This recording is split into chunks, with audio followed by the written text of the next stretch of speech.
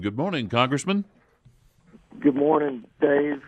How you guys doing this morning? Oh, Doing all man, right. it's a Monday, you know. Well, but a Monday in West Texas beats a Monday here in the swamp any day. I I promise. understand. Are you in the swamp today? I am. I got in late last night, so if I sound like my sleepy man voice is still active, it's because I went to bed about 1:00. So this morning. Well, and daylight savings time doesn't help. Yeah, that's right. We'll get back on track. Well, gosh, as always, since Donald Trump has become president, there is something going on daily at in your place there in Washington. So what's the big Indeed. news today coming out of Washington? Well, I think you got him walking back some of his thoughts on gun control in response to the shooting, which I'm glad that he has. I don't think raising the age limit is, number one, addressing the problem and the breakdown that we've seen. Number two, if you can take arms in defense against this country and vote, you ought to be able to exercise your Second Amendment right like everybody else. I'm glad he's walked that back. And then I think the scariest part of some of the things he's talked about with respect to prevention of a mass shooting is taking people's guns without due process. I think that's a terrible idea. I support this president, and I want him to be successful, but not with ideas like that. Well, tell me this. When he said that, if I understood what he was saying, is, yeah, I know it's illegal, but we can take the guns away from someone who is not mentally stable, we believe, and by the time it goes through the court process to getting their guns back, then, we'll be able to deal with it another way. Was that what was going on in his mind, do you think?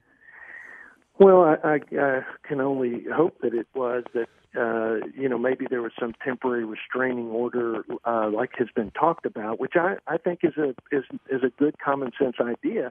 But even that, evidence is presented to a court or to a judge, and they make that determination, and then it's a very short-term thing before they effectively indefinitely take somebody's property. I'm using property because the Fifth Amendment says that the government shall not deprive an American citizen of life, liberty, and their property without due process. So he just has made some comments about, we can get their guns and deal with the courts later. Maybe that was his intent, is that it would be a temporary restraining order, but even that involves a judge and an adjudicated, legitimate process. So, look, the fact is, well, I guess it would, wouldn't it? Well, it would, but the fact is, he's walked it back, and I think he's in a much better place talking about strengthening background check and system, and then also some support for hardening the security at schools. Well, and just my opinion on that, I think Donald Trump is much more emotional than we're used to having in a president, and he likes to speak whatever he's feeling at the time. It doesn't necessarily mean he's thought it through. That's just a personal opinion. Now, that's right.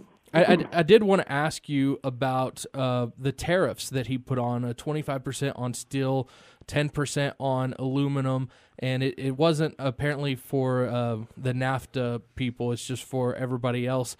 Do you think this is a plan to be able to do agreements with like bilateral agreements or something to that extent, or do you think that this is just him trying to get manufacturing back? I think it's about making sure that China doesn't put us out of making things in America. I think it's holding it. The intent is to hold cheaters like China accountable because nobody seems to be willing to do it or able to do it.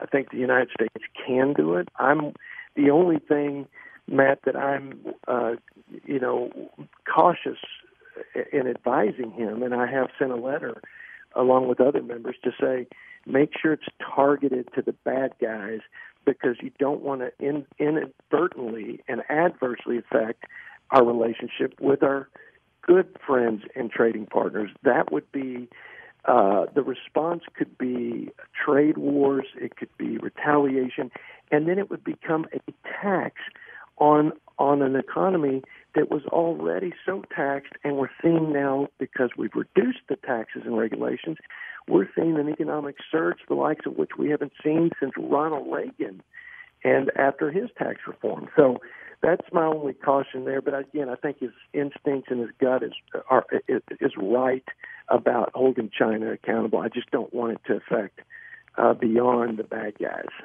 Okay, so we did get a text earlier about veteran the people still not very happy apparently with the veteran care that's out there. Is there anything going on in the committee that's changing anything out there? Well, yeah, I mean, I think significant. Look, let's remember, this is a gigantic monopolistic bureaucracy that is like turning a battleship. But we passed new GI Bill, new choice for veterans in terms of health care, streamline the veterans appeals process for disabled veterans. And the list is pretty long because we've had 12 bills become the law of the land out of 25 that have passed the House. There's not a more productive committee than the VA committee. However, my big push now is the first bill I introduced, and that's breaking up the union grip on the VA. And the GAO report says that there are hundreds of employees, union employees at the VA, who spend 100% of their time on union activity and not the job they were hired to do to serve the veterans. That's outrageous. It's unacceptable. And I'm going to keep pushing on that until we get some traction and get it to the president's desk. Congressman, as far as the unions are concerned, there's something in front of the Supreme Court right now about breaking up the union's ability to force people to pay. If that goes the direction, do you think that would help as far as the veterans are concerned? Yeah, because I think it reduces their power and their grip, and that's one way to do it. And I think I think you're right, that will have some effect. But at the end of the day, and I tell the union folks who come and testify, I'm not debating right now whether we should even have unions or not. I don't think we should, but that's not the debate for me. The debate for me is, you shouldn't be able to spend 100% of your time on anything other than the job you were hired to do. And I just put at first just 50% threshold, and I couldn't get one Democrat to vote for me and for this bill. So I reduced it to 25% and said, if you're a doctor or in direct patient care, you shouldn't be able to spend any of your time on anything but getting our veterans well, because they're standing in line, they're getting sick and sicker, and some are dying, and I just think it's a sad commentary on the bureaucracy that's not serving those who sacrificed everything for this country. You know, Congressman, it looks to me like that it would be simpler just to do away with the VA and just let these veterans, give them, just like we have a Medicare card. You just give them a card, and they go through the process wherever they are. It would be so much more convenient. What am I missing? What do I not understand about that? Dave, it's so interesting you say that. I said that during the campaign, and the folks in Big Spring, where they have the hospital, I mean, the veterans just completely went, they opposed it. Let's just put it that way. And they opposed me as a result in Big Spring because I said we ought to just privatize this thing. Yeah. And, okay, we got to run. Hold that thought, Congressman, okay. And we'll be right back on the other side. News Talk 95.1 FM and 790 AM. This is KFYO Mornings with Dave King and Matt Martin, and we're back with our Congressman Jodey Arrington in Washington D.C. this morning. So it's great to be with you guys, Congressman. I did get. I was made aware that you will be at the Rattlesnake Roundup, or you were at the Rattlesnake Roundup. How did that go? Well, I was much more adept at being around rattlesnakes after being a year here in the alligator-infested swamp. So did they put you in a bed and pour rattlesnakes on you, or something like a bathtub? They said, my gosh, this guy keeps getting bitten and nothing happens to him. And they said he must be from Washington.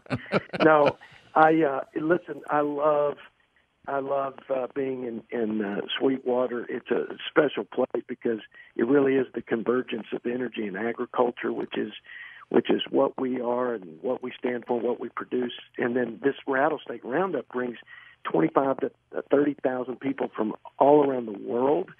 And my son joined me, and he had a blast. And it was just good to see some of my friends out there. And the JCs do a great job serving their community. And this is one of the best JC events in the world. Yeah, well, it's the only event that I'm aware of like it, for sure. Yeah. I got a nice rattlesnake cowboy hat band where it's still got the rattle on it. So I can't great. wait to get that on my cowboy hat. You wear that into the. You are a true Texan now. I want to know when I'm coming, Okay, well, Congressman, it looks like time was just really short on that last segment, so I apologize, but we'll see you back here in a couple of weeks, and I'm sure we'll have a whole nother list of topics to talk about. You got it. Yeah. Thank you very much. Thanks for calling, Congressman.